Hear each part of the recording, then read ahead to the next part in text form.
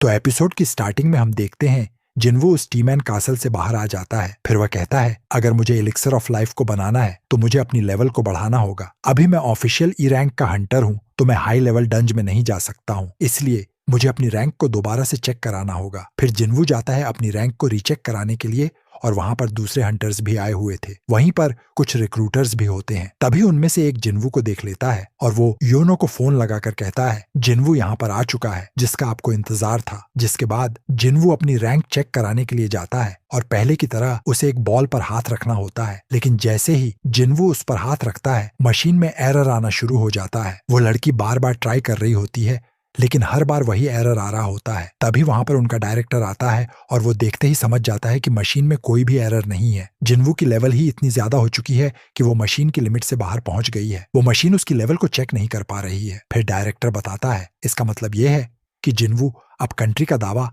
S rank का Hunter बन चुका है। तभी उन्हें अंदर से शोर शराबे की आवाज आने लगती है तो वह देखने के लिए जाते हैं। उधर सभी हंटर्स जिनवू के बारे में ही बातें कर रहे थे। तभी वो दोनों भी वहां पर आ जाते हैं। जिनवू उसे देखते ही समझ जाता है ये कोई आम हंटर नहीं है। फिर चॉय उसे अपना इंट्रोडक्शन देने लगता है और उससे पूछता है क्या तुमने अभी कोई गिल्ड ज्वाइन किया है, लेकिन जिनवू कहता है मेरे पास टाइम नहीं है और उसे इग्नोर करके वहां से चला जाता है। फिर हम देखते हैं जिनवू अपनी मॉम से मिलने के लिए जाता है और वह कहता है मुझे लगता है जैसे आप किसी भी वक्त उठ जाएंगी, लेकिन कोई बात नहीं, मैं आपको बहुत जल्द बचा लूंगा। फिर जिनवू वहां से बाहर जाता है और वहीं पर जिंजल खड़ा हुआ था। फिर वो कहता है संग जिनवू तुमसे कोई मिलना चाहता है और वो और कोई नहीं बल्कि हंटर एसोसिएशन के प्रेसिडेंट होते हैं गोगन ही। फिर वो बातें करने लगते हैं तो प्रेसिडेंट कहते हैं वो गवर्नमेंट नहीं है जो लोगों को बचाती है, वो है हंटर्स। हमारे यहाँ 5 मेन गिल्ड हैं जिनके बीच का बैलेंस कुछ ठीक नहीं है और अगर तुम उनमें से किसी एक को ज्वाइन कर लोगे तो उनका बैलेंस और भी खराब हो जाएगा और वह सब बर्बाद हो जाएंगे। हंटर एसोसिएशन बहुत बड़ा है लेकिन अच्छे हंटर बहुत कम है। ज्यादातर हंटर पैसे और नाम के लिए बड़े बड़े गिल्ड को ज्वाइन कर लेते हैं। ये जिंचुरिकी का प्रेसिडेंट होने के नाते मैं चाहता हूँ एक 6th पावर आए जो इन 5 गिल्ड को कंट्रोल करे। फिर जिनवू कुछ देर सोचने लगता है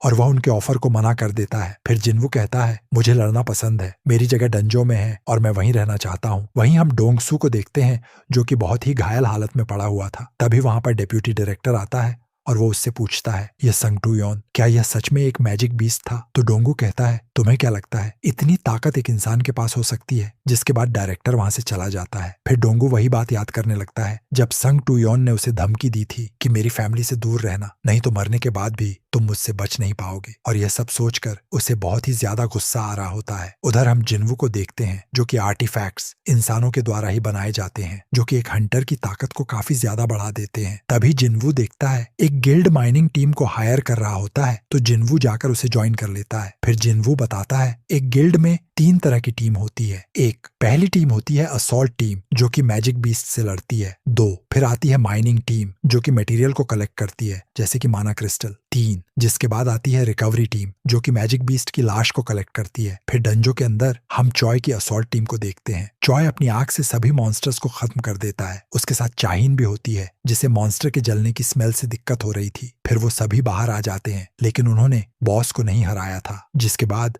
माइनिंग टीम और असॉल्ट टीम अंदर जाते हैं। फिर जिनवू माइनिंग कर रहा होता है और वो सोचता है ए लेवल गेट का बॉस कितना ताकतवर होगा और जिनवू उससे लड़ने के बारे में सोचने लगता है। जिसके बाद जिनवू माइनिंग करने लगता है तो सभी उसकी ताकत देखकर सोच रहे थे क्या यह सच में ई रैंक का हंटर है। फिर कुछ देर बाद लंच टाइम हो जाता है। सभी लोग खाना खाने के लिए जाते हैं लेकिन जिनवू कहता है मैं इस जगह का काम खत्म करके आता हूँ। और सभी हंटर्स के वहां से जाने के बाद जिनवू उस गेट के पास पहुंच जाता है जहां पर बॉस होता है। फिर जिनवू अंदर जाने के बारे में सोचने लगता है लेकिन तभी वहां पर चाहीन आ जाती है और वो कहती है आखिर तुम यहाँ पर क्या कर रहे हो? मैं तुमसे आखिरी बार पूछ रही हूँ तुम यहाँ पर कर क्या रहे हो? और ये एपिसोड यहीं पर खत्म हो जाता है। तो अगर आपको ये वीडियो पसंद आई है तो लाइक कर देना। पिछले सभी एपिसोड्स के लिंक आपको डिस्क्रिप्शन बॉक्स में मिल जाएंगे। मैं मिलता हूँ आपसे बहुत जल्द किसी नेक्स्ट वीडियो में।